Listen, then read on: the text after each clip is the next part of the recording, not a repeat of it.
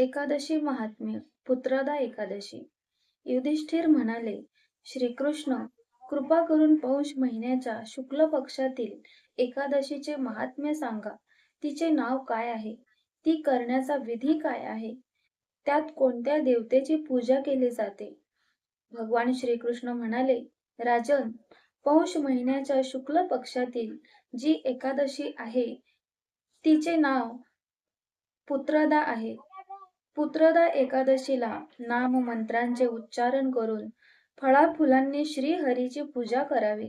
नारळ, सुपारी, महाळुंग, डाळिंब, आवळा, लवंग, बोरे व आंबे इत्यादी फळांनी देवदेवेश्वर श्रीहरीची पूजा केली जाते. त्याचप्रमाणे धूपदीपानेही भगवंताची पूजा अर्चना केली पाहिजे. पुत्रदा एकादशीला खास करून दीपदान करण्याचे विधान आहे. रात्री वैष्णव पुरुषांबरोबर जागरण केले पाहिजे.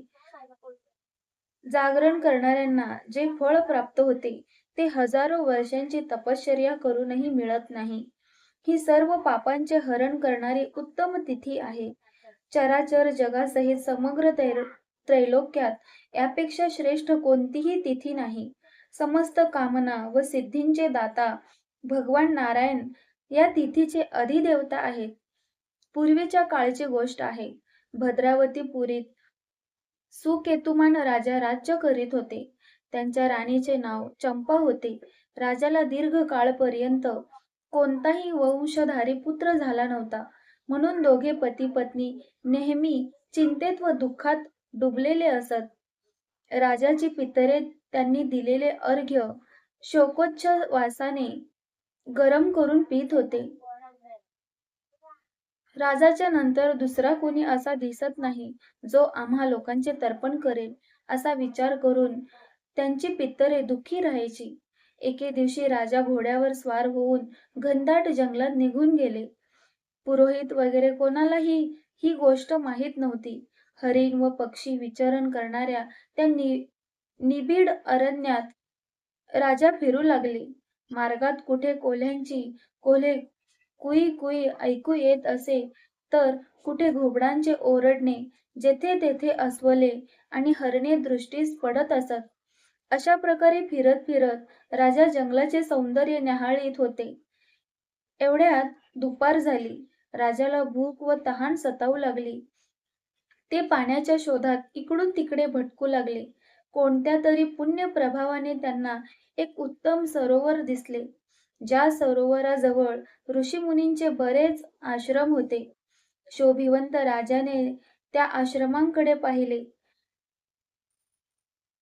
त्यावेळी शुभशकुन घडू लागले. राजाचा उजवा हात व उजवा डोळा फडफडू लागला की जो उत्तम फळाची सूचना देत होता. सरोवराकाठी अनेक ऋषी वेद पठण करीत होते. त्यांना पाहून राजाला खूप आनंद झाला. ते घोड्यावरून उतरून ऋषींच्या समोर येऊन उभे राहिले व पृथक पृथक त्या सर्वांना नमस्कार करू लागले. ते मुनी उत्तम व्रताचे पालन करणारे होते. जेव्हा राजाने हात जोडून पुन्हा पुन्हा साष्टांग नमस्कार केला तेव्हा मुनी म्हणाले, राजा, आम्ही तुमच्यावर प्रसन्न आहोत. राजा म्हणाले, आपण कोण आहात?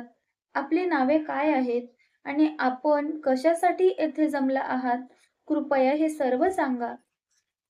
मुनी म्हणाले, राजन, आम्ही विश्वदेव आहोत.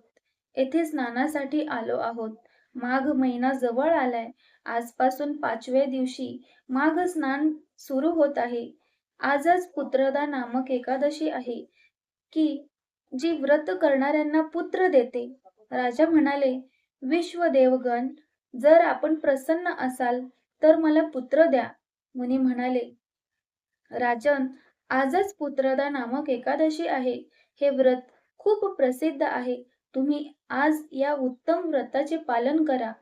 महाराज, भगवान केशवाच्या प्रसादाने तुम्हास अवश्य पुत्र प्राप्ती होईल.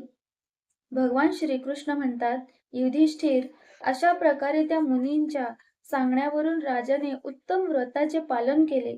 महर्षीच्या उपदेशानुसार विधीपूर्वक पुत्रदा एकादशीचे अनुष्ठान केले. मग द्वादशीला पारणे सोडून मुनींच्या चरणांवर पुन्हा पुन्हा नतमस्तक होऊन राजा स्वतःच्या घरी आले. त्यानंतर राणीने गर्भधारण केला. प्रसूती काळ आल्यावर पुण्यकर्मा राजाला असा तेजस्वी मुलगा झाला की ज्याने त्याच्या गुणांनी पित्याला संतुष्ट केले आणि तो प्रजेचा पालक झाला. यासाठी राजन पुत्रदाचे उत्तम व्रत अवश्य केले पाहिजे. मी लोकांच्या हितासाठी तुमच्या समोर हिचे वर्णन केले आहे. जे एकाग्र चित्त होऊन पुत्रदा एकादशीचे व्रत करतात त्यांना या लोकात पुत्र प्राप्ती होऊन मृत्यूनंतर स्वर्गाची प्राप्ती होते. या महात्म्या या महात्म्यांच्या पठण व श्रवणाने अग्निष्टोम यज्ञाचे फळ मिळते.